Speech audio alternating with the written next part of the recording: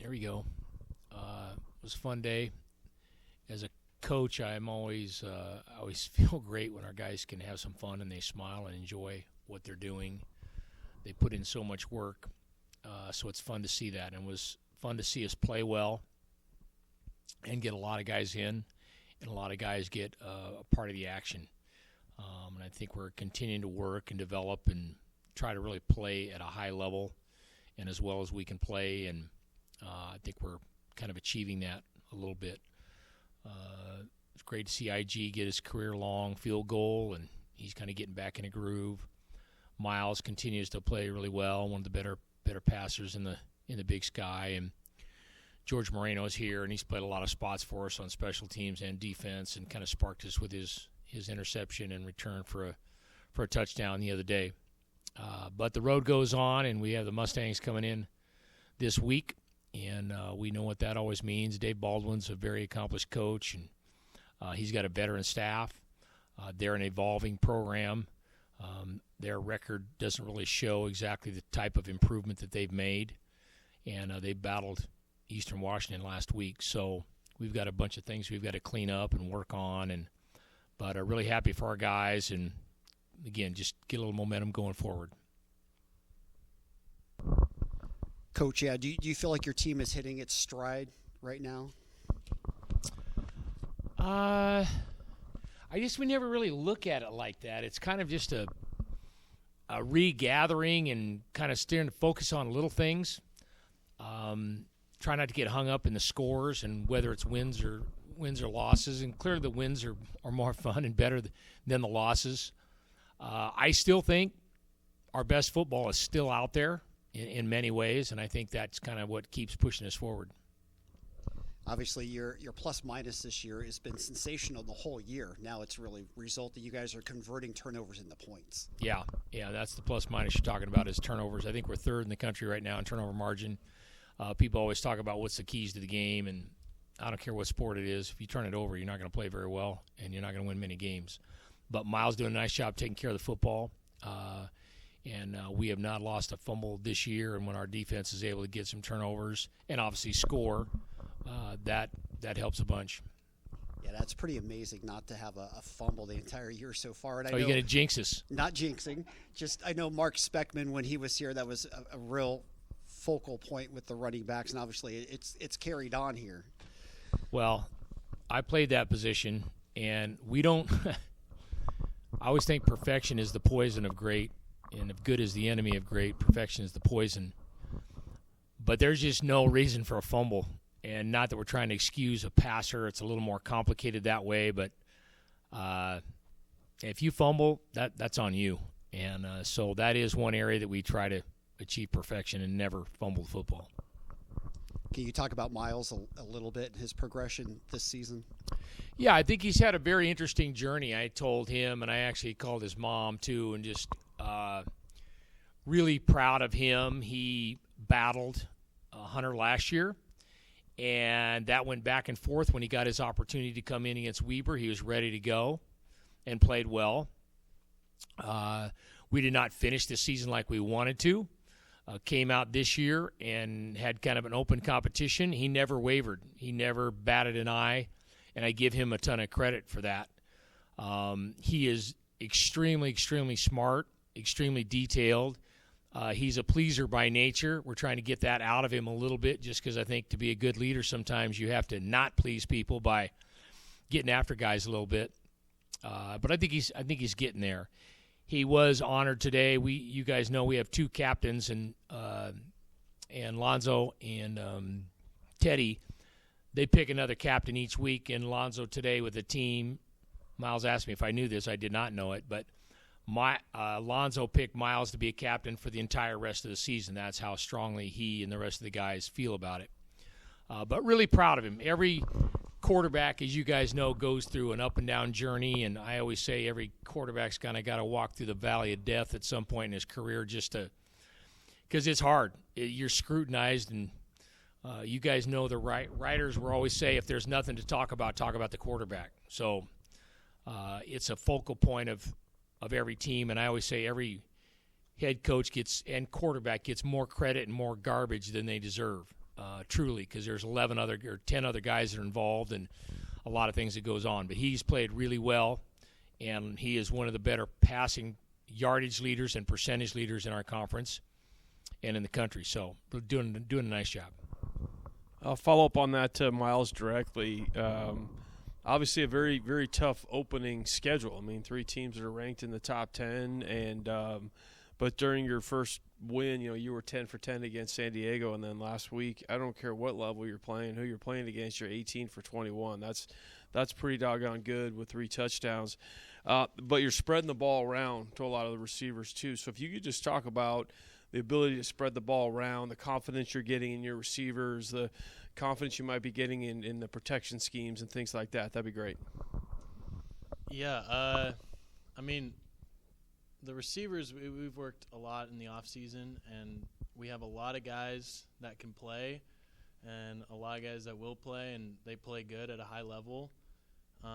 So it makes it easier on me when you got veteran guys out there and you got guys coming in knowing what they're doing. So it's really almost just plug and play with a lot of guys, just playing at a high level. Protection, the O-line has done a fantastic job this season. Haven't been sacked too many times, getting the ball out. A lot of that just has to be with, playing on time, getting the timing with the receivers, and, protection. We pride ourselves in that, and making sure we're getting it right and giving us the best chance for success. And then a question for George and Coach. I've only watched Cal Poly play 2 games, but I've seen 4 different quarterbacks. And from a preparation standpoint, you got some read option stuff. You've got some, quick hitting stuff, things like that. So when you're watching the tape and preparing this week and with one of the more innovative play callers around, he's finding different ways to pull tricks out in different ways. What are you watching for this week, and how do you prepare for that?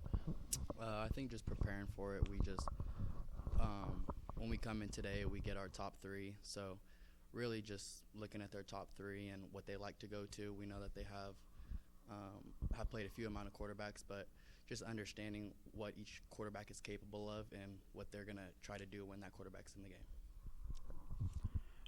Got a question for Miles. Miles, last year, 8 picks and 215 attempts. This year, 4 picks and 252 attempts. Is the difference you coming into your own, knowing the job is yours, or is the difference that maybe you and Cody sat down and tinkered with the offense to make you more comfortable in it? What's been the difference in that regard? I think a mixture of a little bit of both. Getting on the same page with Cody, having an off season with him. But even just, the coaches teaching me well on, safe shots and taking care of the ball, playing on time. I've been feeling pretty good out there. Just a matter of just playing smart. Yeah. Last year, did you ever at all feel like you had to look? I mean, when you got in there, you were kind of looking over your shoulder, like if I make a mistake, are they going to? Because I know Coach said last year he hates interceptions, but I'm just saying, is that? No, I don't think I was looking over my shoulder. I think it was a matter of, if you do turn it over and you aren't having success, you're not going to play. So I knew that, and I didn't play well last year. Towards the end there, and the results showed it on the scoreboard. But definitely am feeling good out there now. Guys support me, and I appreciate that a lot. Awesome. One question for George. I was thinking about this on the way here. You better have, if you're watching the game on streaming, you better have a roster nearby, because you're going to end up looking to see who's who. Who is Josh Gale? Who is George Moreno? I mean, not that we haven't seen you, but it's just like all of a sudden you have to look and go, wait a minute, there's this guy, and all of a sudden, tell me about that in the culture of this team as far as it's not we're going to count on 11 guys through thick and thin. There's going to be rotating, and you've got a role, and, Venable's got a role, and talk about that a little bit.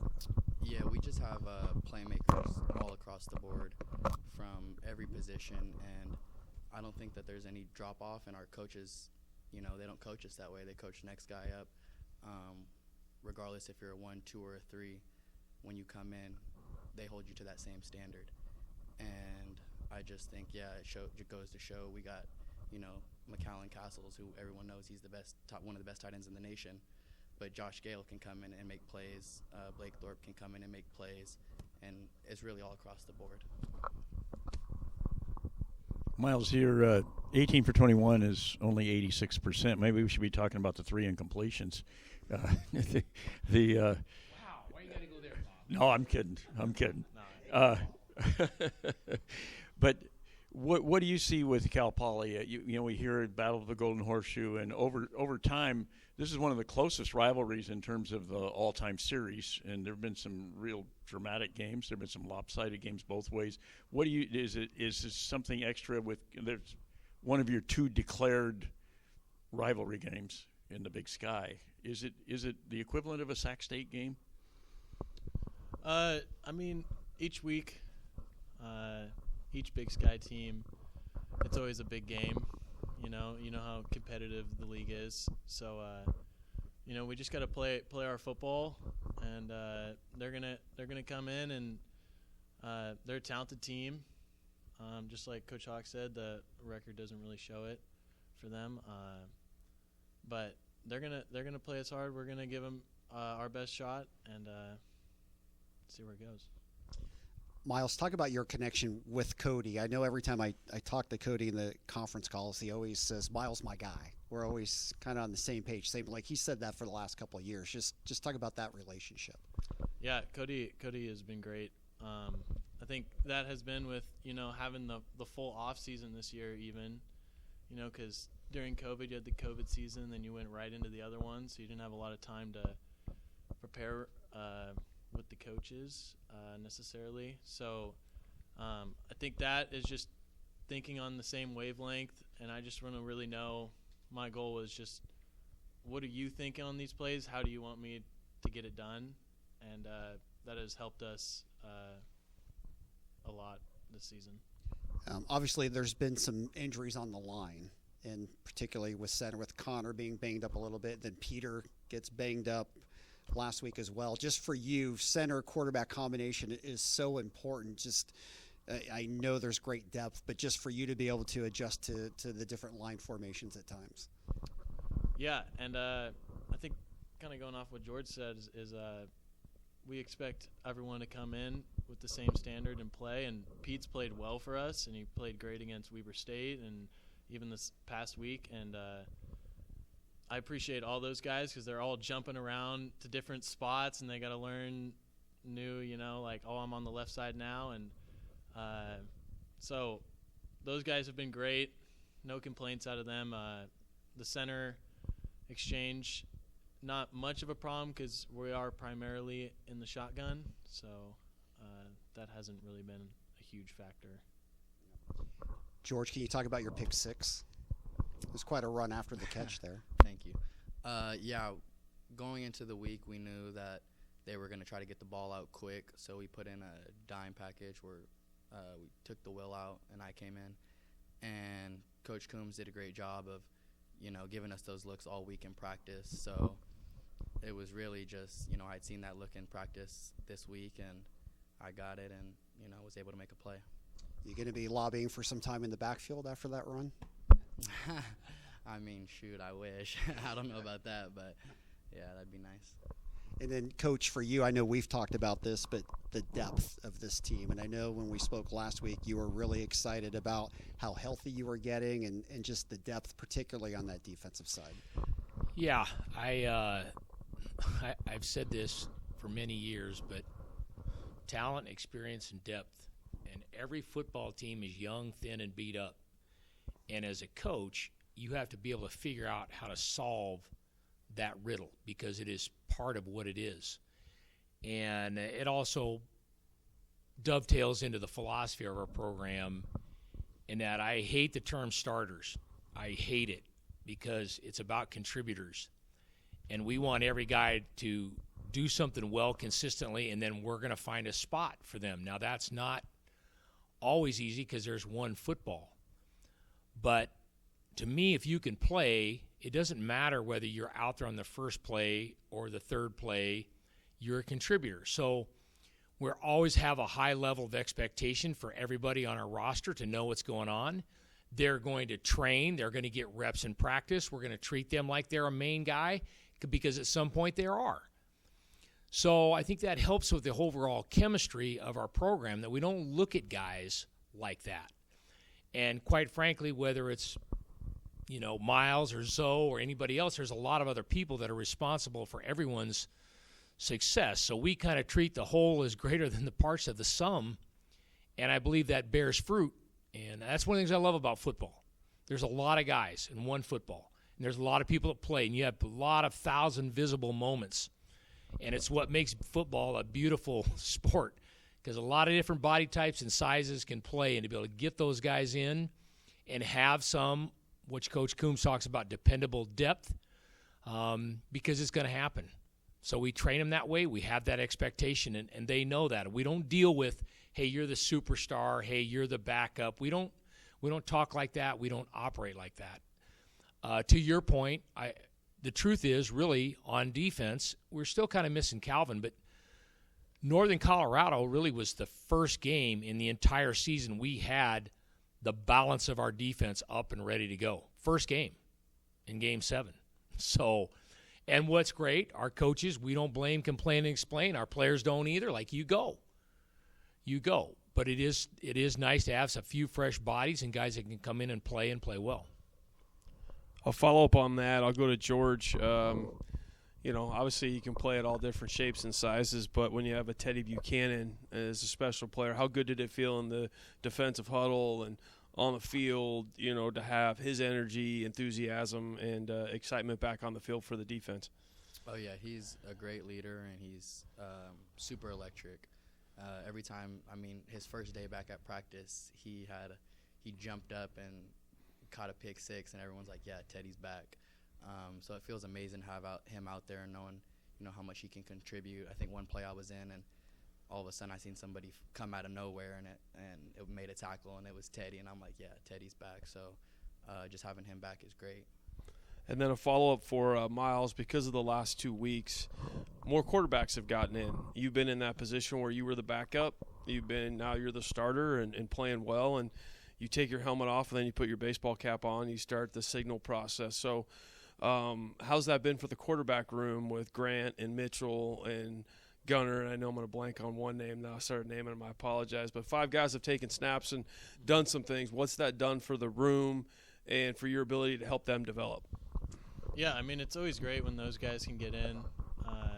I've been in their shoes. It's always, they want to play as much as anyone else. And it was really cool to see Grant get his first college touchdown. He threw that slant to Bab, and that was awesome. He was excited, and all those guys they're really talented, and they help me out more than you guys think. It's they're my eyes on the sideline when I'm playing, so they're a huge help. Miles and George, when you get in the huddle, do you have to kind of look and see who's with you? Because, there's so many people going in and out and in and out. Do you got to check to see? Yeah, So, sometimes you just got to be like, all right, who's in this series? But that just is a huge thing to our team, is we got a bunch of guys that we can play. So it's a great help. Awesome. Yeah, I think it's super cool, to be honest, whether we're in base, nickel, dime. Sometimes you look to the side of you and I'll see like Devon Frazier, who is in the safety room, but he's rushing the quarterback. And I think it's just super cool that we have a bunch of guys who are versatile and That's awesome. can play everywhere. Got one question for Coach. Is it just me, or is Lonzo running harder than he ever has? He is faster. He is. The cool thing about, there's a lot of these guys are this way. Lonzo's probably the entire year, I think he probably operating at about 90% most of the time, sometimes maybe less than that, and he still makes amazing plays and amazing runs. But he's a special talent, and again, those guys have done a nice job, because obviously he and Lan and Mateo are proven very worthy of carrying the football and doing great things, and they have great chemistry, just like the quarterbacks in their room, of understanding the big picture. in the past, it was always maybe a juke, a spin move. This year, he's lowering his shoulders and he's taking it on. Yeah, he's powerful. He can run vertical when he needs to. He can. He's very versatile. Dan, you've been in a couple of these Mustang versus Mustang games. Is the rivalry the same as it was, 40 years ago? Well, the truth be told, and you guys know this, and we talked about it this morning, the rivalry is always yourself. And I get it. The fans and people want to get the hate game going, and any respectable husband, worker, coach, newspaper guy, if that's really what motivates you, you're going to struggle. I think there's a standard and a rivalry with ourselves that we have to get ready to go and be as good as we can be. We know what it means. We know the emphasis of it. We know that they will bring juice, and they always bring juice, and you get that in these quote-unquote games that clearly one of those, when a team wins that, it can save a season or help a season and provide a lot of momentum. We get all of that. But, hey, at the end of the day, the guy in the mirror better get ready to go and be his best. That's the deal. Did I say that? That was a slip-up maybe. I don't know. Miles, this is for you.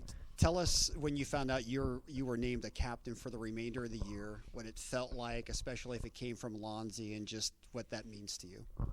Yeah, that was a very special moment for me. That was one of the cooler moments I've definitely had with playing football, especially just in front of the team, and I got caught off guard with it, and obviously that's something that's a player wanted that to happen, and like I said, just feeling the respect from the team is very helpful.